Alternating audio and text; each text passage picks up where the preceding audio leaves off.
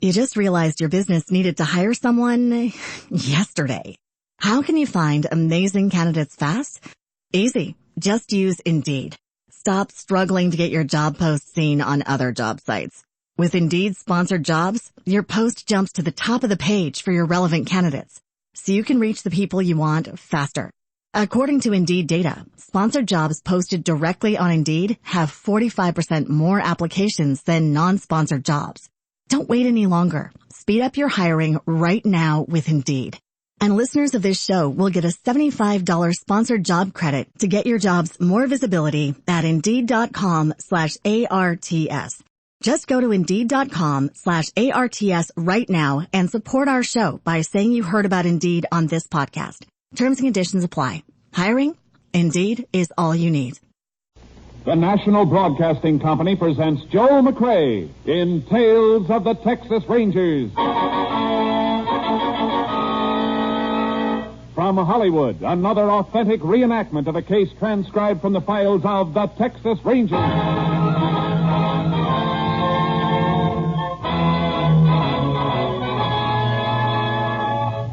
Tales of the Texas Rangers, starring Joel McCrea as Ranger Jace Pearson. Texas, more than 260,000 square miles, and 50 men who make up the most famous and oldest law enforcement body in North America.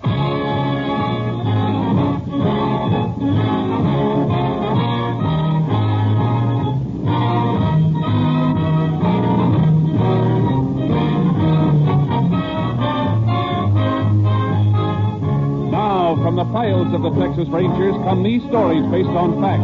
Names, dates, and places are fictitious for obvious reasons. The events themselves are a matter of record.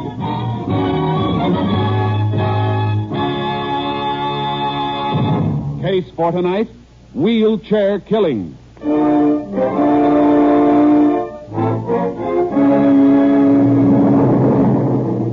It is 8:40 p.m., May 1st, several years ago. Colby, Texas, near the edge of the Great Piney Woods, is unusually crowded as several hundred young men from a nearby CCC camp have converged on the town to spend their monthly allowance. In the office of Sheriff Pete Saunders, the sheriff and his deputy are standing by in case any emergency should arise. I don't know why I'm so groggy, Sheriff. Not even 9 o'clock. Well, if you're that tired, Reg, I don't think there's any need for you staying any later. I can handle things. Why don't you go home? With all them young bloods in town? Oh, they seem to be all right.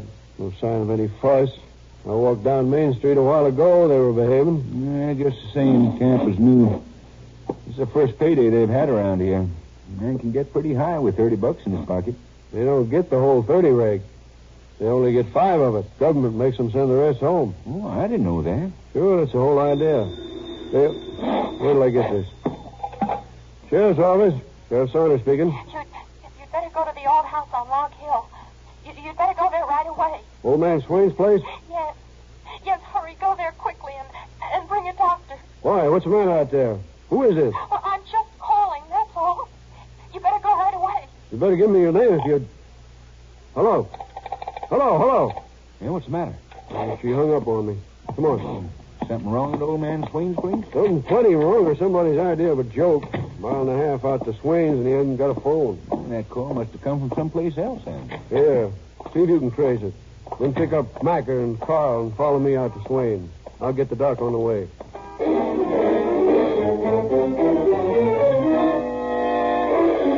Finley Swain, a victim of rheumatoid arthritis, was found dead in his dilapidated home, seated in his wheelchair. An inquest was called and an autopsy ordered. He had not died from natural causes. The sheriff called for the help of the Texas Ranger, and Ranger Jace Pearson was assigned, joining the sheriff at the funeral home. Body's in here, Jace. Uh-huh. He's a pretty old man. Pressing, ain't he? Crippled up bad the last 20 years or so. Hadn't been for that phone call, I'd have figured his heart just gave out. Guess the doc would have, too. Good thing you asked for a coroner's inquest. Let me see the autopsy report. Yeah, here. He died about 8 last night. Ruptured spleen, concussion. Doc says he was beaten to death. Funny. No marks on the body. No, all the damage was inside. Whatever he was hit with, it didn't leave any marks on him. Length of rubber hose, maybe. Something like that wouldn't leave a mark. You find anything like that? Didn't have much chance to look, Jace.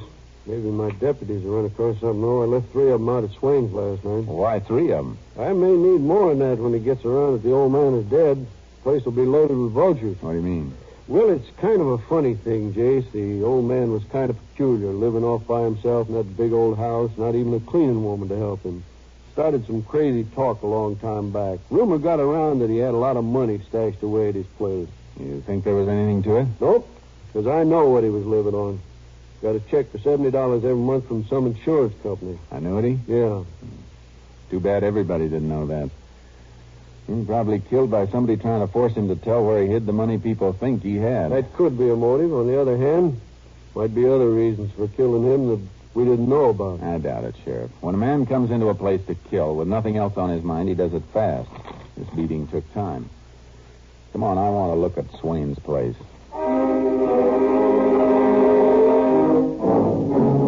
The sheriff was right about the vultures. If his deputies hadn't been on guard, the house would have been a shambles. One of the deputies came inside with us. At the old man's wheelchair? Yeah, hadn't been moved. That's where we found him sitting. My lab crew will be coming in from Austin. They can dust the chair for prints while they're going over the place. What's this on the floor? Where are you standing there? Yeah. I don't know. Got a little crunchy when I walked across it before, like somebody spilled some sugar. It's not sugar, more like white beach sand. No beach sand around this country, Jay. Just the same, that's what it looks like. Lab boys can tell whether it is or not. Right near the old man's chair, too. He get around much? Outside, I mean? Best of my knowledge, he'd never wheel himself further than the front porch to get the sun. How'd he get his food in? Reg can tell you that. We used to sit on the porch and flag down a passing car or truck, ask him to pick up things for him at the market. I stopped by often to get him things. Had a red flannel shirt he'd wave. Spotted easy from the road. Let's look through the rest of the place. Hey, wait a minute. What is it, Jay? A few more grains of sand on the floor here. More of it right on into the kitchen. Let's go out back. Well, nothing here, Jace. Just a stump field all the way back to them hills. Somebody's been out here, though. Look. Part of a shoe mark on the ground. You barely see the outline. The toe dug in deepest. Man must have been running. Only one thing wrong about the whole setup, Jace. That phone call I got was from a girl. It doesn't register as the kind of a killing that'd be done by a woman. Besides, the murderer doesn't usually call in a report. Too bad you couldn't find out who made it. Well, at least we know it came from a payphone in the lobby of the Colby house. The desk clerk didn't notice anybody, though. I see. Well, let's spread out a little, see if we can cut across any more tracks like this one. Reg, you move off to my right about 5 paces. Right, Jace. I'll fan out on this side. Good. Well, let's move. Right. I'm getting some light tracks over here, but the ground's too hard. They're not very clear. Well, you must be on the right trail. There's nothing at all over this way. I'm going to blank fuse. Hold it. Go ahead. You find something, Reg? Yeah. Hey, you better come here. What is it? Man, sock. It's more than just a sock. Knotted at the middle and heavy at the toe. It's full of sand. So that's where those grains of sand come from. The killer must have thrown that away while he was running, Jace. Here's a murder weapon, Sheriff. Now all we got to do is find the person who used it.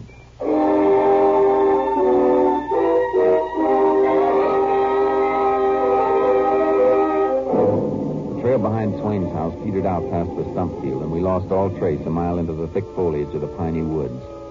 I sent the sock full of sand through to the Austin lab for examination. Meanwhile, a lab crew met me at the Colby funeral home and went over Swain's body. That sock must have been the weapon, all right, Jace. Look, just combed a few grains of the sand out of the old man's hair. A little more embedded in the scalp. Impact of the blows must have forced some of it through the sock weave. Must have. That's why you found traces of it on the floor. How you making out there? Don't know much yet, Sheriff. You checked with the other lab men out at Swain's? Yeah, usual jumble of smeared print. That may be a report from Austin. I'll get it. Hello? Yeah, speaking. I've had Reg Okay, checking on go that ahead. sand, Jace. There's no firm in the area handles that grade. That's funny. Right. Isn't likely the killer came from far off. Why not? Well, talk about the old man's having money stashed Okay, away is sort of a local I'll rumor. tell him. Andy in Austin with a report from that sock. There an army camp around here any place? No, That sock is army issue. Oh, wait a minute. There's a new CCC camp up in the Piney Woods, Jace, about 9 miles from here. Hey, they're civilian, but they get their clothes from Army issue. Camps are run by Army officers. More than 100 men up there. Yeah, and a good chance that one of them is the boy we're looking for. That rumor about Swain having money's been around for a long time. If somebody from the town was going to do him in, they'd have done it before this. Come on, Sheriff. Let's drive up to that camp. Well, it would be better if we could borrow a truck from someplace. Why a truck? Old Loggers Road is the only one to the camp. High center. Kind of rough on a passenger car. Especially one towing a horse trailer like yours. Well, I got charcoal in my trailer. Can't we cut straight through the woods on horses? It's a good idea. Save us time in a couple of miles. You got a horse at your place? Yeah, it's on the way. All right, I'll drive you out. We'll start from there.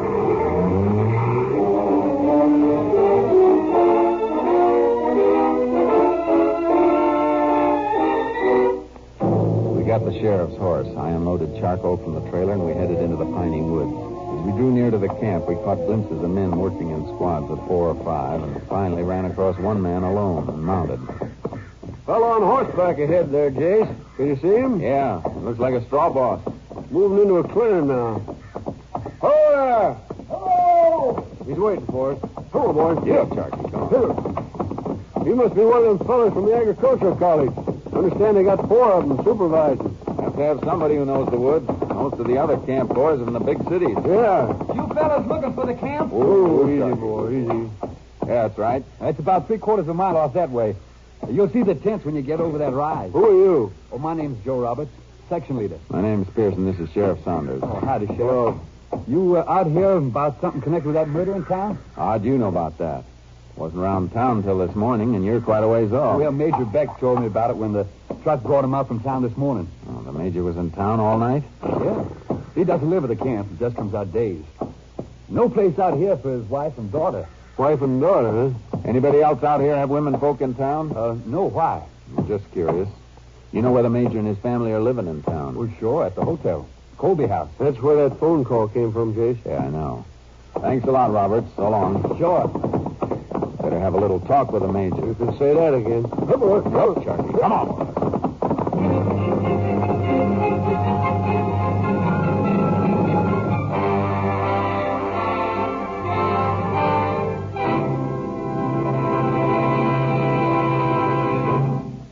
In just a moment, we will continue with Tales of the Texas Rangers, starring Joel McCrae as Ranger Jace Pearson.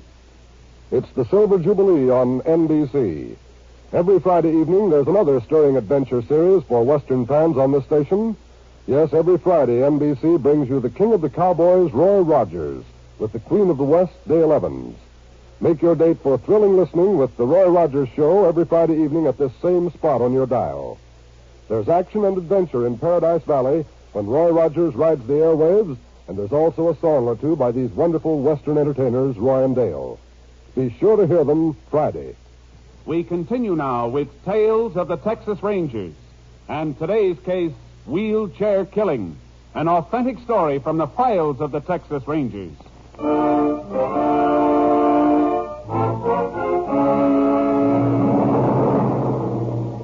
Major Beck was regular Army. In his early 50s, over age in rank, a gray, embittered man. His office was a field tent at the head of the company street. So, you think that old man was killed by somebody from this camp? We've got reason to think so. Because of a sock. Socks like that have been general issue since 1917. I don't like any accusations against my command, especially accusations based on such flimsy evidence. There's something else beside the sock, Major. I notice your company street between the tents is paved with gravel. Yeah, what about it? Is that gravel bedded in beach sand? You can see it around the borders, can't you? Sure, we can see it. It's the same kind of sand we found in that sock that Swain was beaten with. There's no beach sand anyplace else in this area, Major. Where'd this come from? How do I know? An advanced cadre of engineers set the camp up. Suppose the sand was trucked in with other material. All right. Everything you've found points to this camp. I should have expected something like this. What do you mean by that? No, what would I mean, Ranger? What can you expect from sidewalk bums? Bums don't work, Major. And the crews we pass seem to be working pretty hard. I have to spend my time with them. You don't. What time do your men come in from the woods? 4 o'clock. All the clothing they have issued through your own supply? Yes, all listed and signed for. Good. I couldn't have lost much in a month. At 4 o'clock, I'd like you to call for an inspection of equipment. See if we can find somebody who's missing a sock.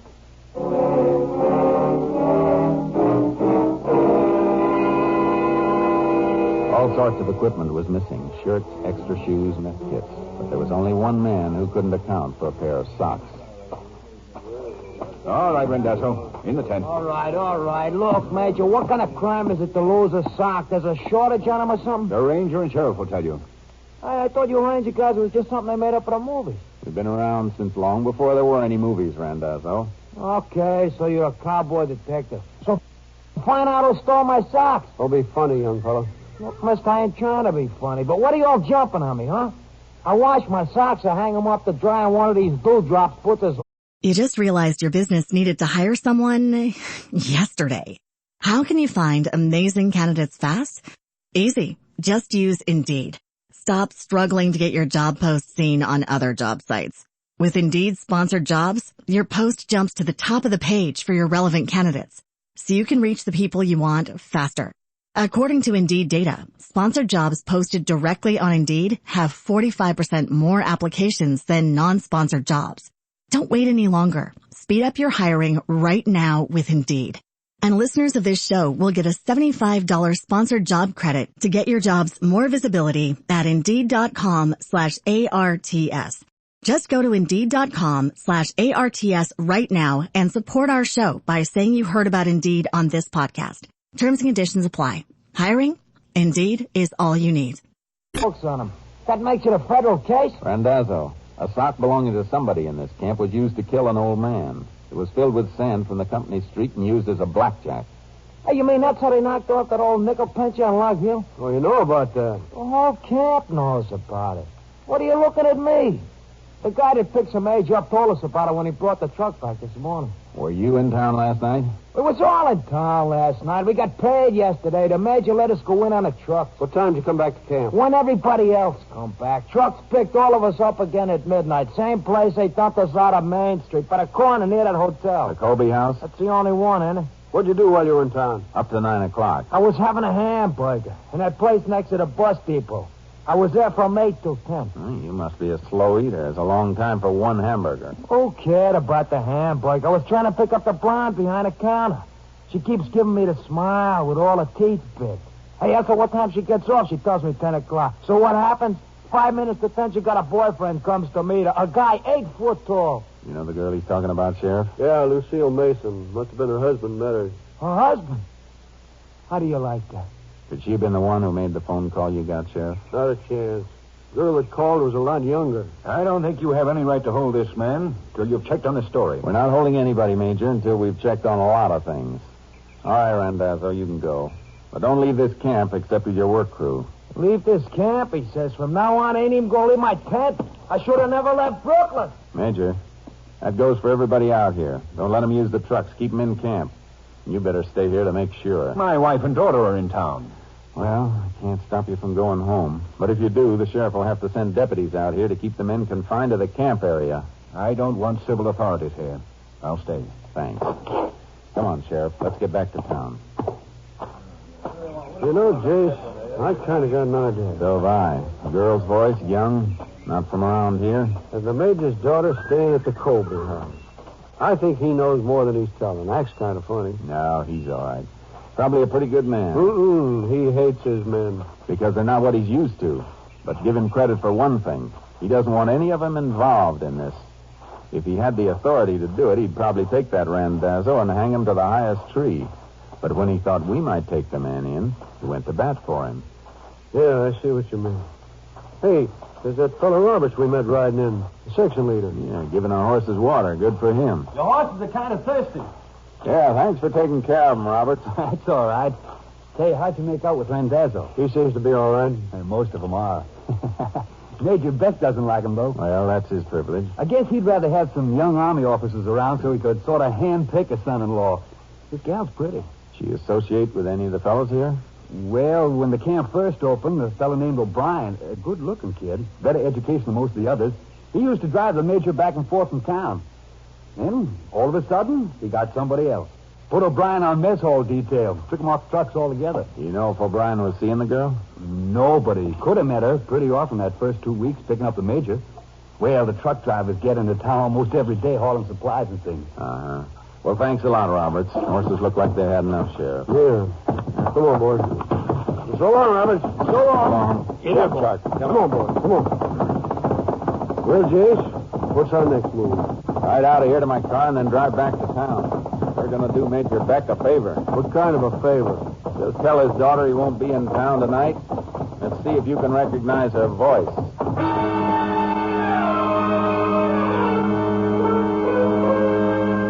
At the Colby house, we got a break. The Major's wife wasn't in, but the daughter answered when we knocked at the door of her room. Who is it? Is that you, Mother? Sounds like the voice, Jace. Good. I got a message from your father, miss. Oh, just a minute. That's the voice, all right. What's the matter, miss? Sheriff and I can't look bad enough to make you go pale like that. I thought when you said you had a message, it would be somebody my father sent from camp. What did he want you to tell me? Just that he won't be in town tonight. You mind if we come in, miss? We'd like to talk to you. Well, I have a lot to do, and I... We only want to know where you were between, say, 7 and 9 o'clock last night. We know that you were in the phone booth in the lobby at 8:40 because that's where you called my office from. Please don't talk in the hall. Come in. Were you out at old man Swain's house last night? Yes. Yes, I walked out there just before 8 o'clock. What for? To meet somebody. Somebody named O'Brien? Well, he didn't have anything to do with it. Johnny liked the old man. How'd you and your boyfriend come to pick Swain's place for your meetings? Because my father or somebody might have seen us if we met in town. How'd this Johnny get to know a crippled old man who never left his house? When he was driving one of the camp trucks, Mr. Swain waved to him from the porch one day. Johnny saw he was in a wheelchair, and he stopped to see what was wrong. The old man wanted some things from town, and after that, they got to be friends. It fits, Sheriff. Your deputy said Swain had flagged down a car or truck when he needed anything. All right, miss. Now, what about that meeting last night? Johnny got a lift from camp on the last truck in. After the early trucks came in, I started to walk out to Swain's, like I always did, so that Johnny could catch up to me on the way. On the road out of town where nobody would see us walking together. Did he catch up to you before you reached Swain's? Yes. And then when we got there and went in, we saw that the old man was slumped over in his chair. He raised his head just once and said something about not wanting to be hit again. And then he almost fell, but Johnny set him back in the chair. And then we couldn't get him to move again, and we got frightened, and since there was no phone, we came back to town. You both left the house together, by the front door. And then when we got back near town, we split up. I came back here to the hotel and called from the lobby. Well, we weren't even sure he was dead until we heard it was murder. I reckon you're going to have to come along with us. We'll send somebody out to get O'Brien. No, just a minute, Sheriff. Miss, where does Johnny O'Brien come from? His home? Boston. City boy all his life? Yes. Oh, now my father's going to find out we're married. Married? Yes, we were married last week. Your father's going to find out, all right. But not from us, from you. I think you better tell him. Come on, Sheriff. We're just going to leave her? For now, come on. Jace, I know she sounded like she was telling the truth. She was telling the truth. You know anything to back that up? A few things. Whoever killed the old man bolted out the back door. One person running. Yeah? They found the old man conscious, still alive. So she says. And it fits. If the old man had died after the beating with no disturbance, the killer had spent some time looking for hidden money. He'd have moved things, left dust rings. He didn't because he had to run. That brings us back to the fellow with the missing socks, Randazzo. Yeah, he's not the one either. We're going back to the camp and talk to the men who drove those trucks in last night. We want the man who came into town on a truck and went back on foot.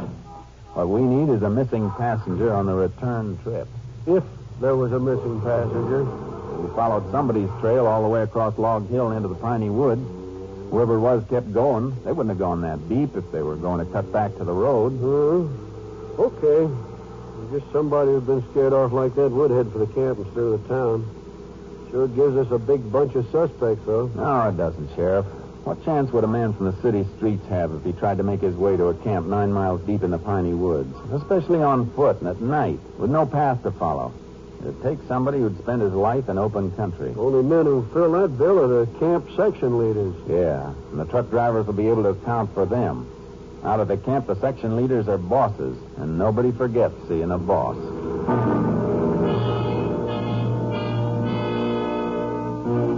It was 2 a.m. when we reached the camp and woke the major.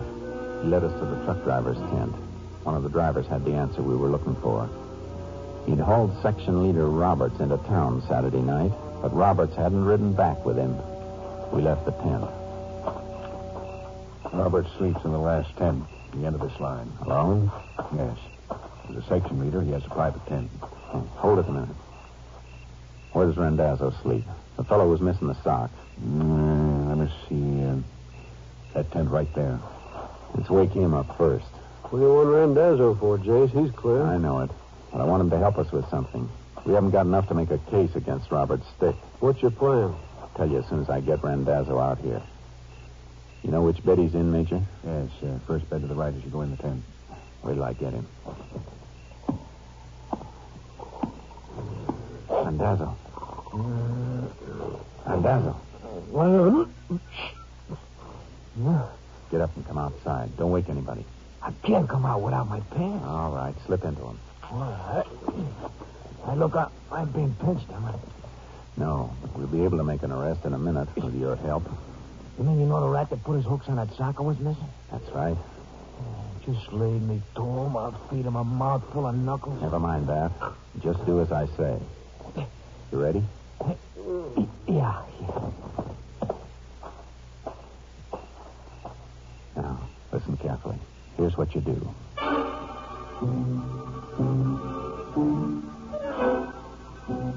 I gave Randazzo the plan, and we went over with him to Robert's tent, ready to jump in if the plan worked. This is the tent. All right, Randazzo. We'll be right out here. No, you just leave that crumb to me. I hope he plays it right, Jace. Hey, Robert. Wake up, you crumb. What? Who is it? Who's in here? It's me, Randazzo. What are you doing in here? I'll come to talk with you. At this time of the night? Get out of here. Get back to your tent. Listen to me, you dewdrop. You'll talk to me right now, or I'll go to town and talk to the ranger. What do you mean? You know what I mean, you crumb. That sock was stolen from me. I saw you take it. Keep your voice down. Why would I take anything from you? That's what I wanted when I saw you. That's why I didn't say nothing. Then I found out all right. Well, you crumb. If I couldn't have told him where I was when the old man was knocked off, I'd have been a pigeon. I don't know what you're talking about. Don't worry. I can keep quiet. I keep real quiet. All it's going to cost you is $100. I haven't got $100. Oh, you're kidding. That old guy had money hidden all over the joint. Everybody knew that. But I didn't get it. I'll kill you, Randazzo. You open your mouth about me and I'll beat your brains out. You ready? Get away, you. Chase, we better get him. Yeah, come on. All right, Roberts. Let him go. Grab him, Ranger. He killed that old man. He just told me. We heard what he told you. Try these cuffs for size. He's lying about those socks. I never had You better anything. shut up until you get a lawyer. You all right, Randazzo? Yeah, sure. I'd have flattened him if you hadn't come in. Claiming Roberts as a prisoner, Major. Any objection? What objection can I have? He's not military personnel. You're the law here. Thanks. I didn't mean to hurt the old fool. If he'd only told me where the money was, I never... There wasn't any money, Robert. The old man never had a dime. But everybody said that You he can was... save your story for your cellmates at Huntsville, Roberts. Get your clothes on. Let's go.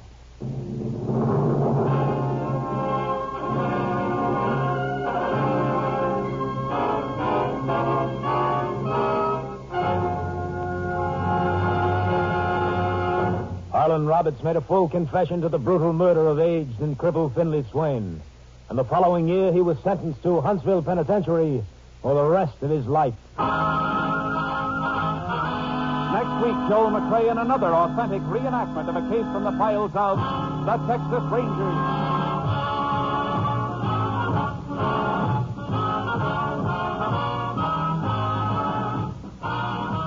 Joel McRae is currently seen starring in the Universal International Technicolor production Cattle Drive. The cast included Tony Barrett, Bill Johnstone, Tom Tully, Mike Barrett, Frank Gerstle, and Tom McKee. Technical advisor was Captain M.T. Lone Wolf Gonzalez of the Texas Rangers. This story was transcribed and adapted by Joel Murcott, and the program was produced and directed by Stacy Keach. Hal Gibney speaking.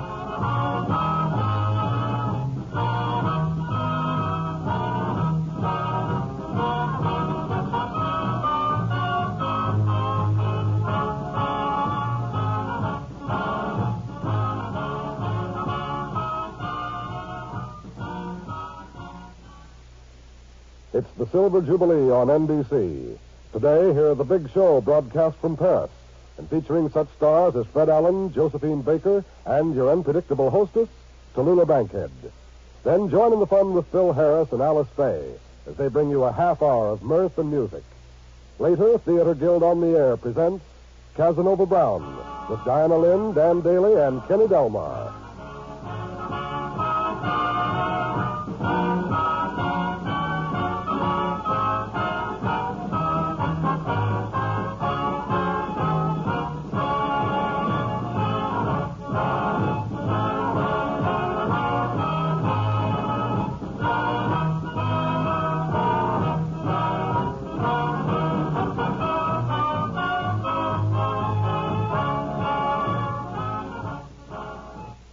Next, it's The Big Show. All this and Tallulah, too, on NBC.